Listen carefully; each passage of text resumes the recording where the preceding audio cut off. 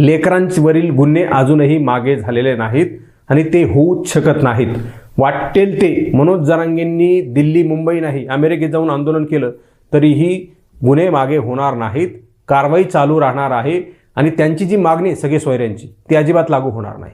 त्याच्यासाठी सुद्धा त्यांनी अमेरिकेत जर जाऊन आंदोलन केलं ना तरी ती मागणी मान्य होणार नाही, कधीच होणार नाही, कारण ती मागणी चक्क बेकायदेशीर आहे।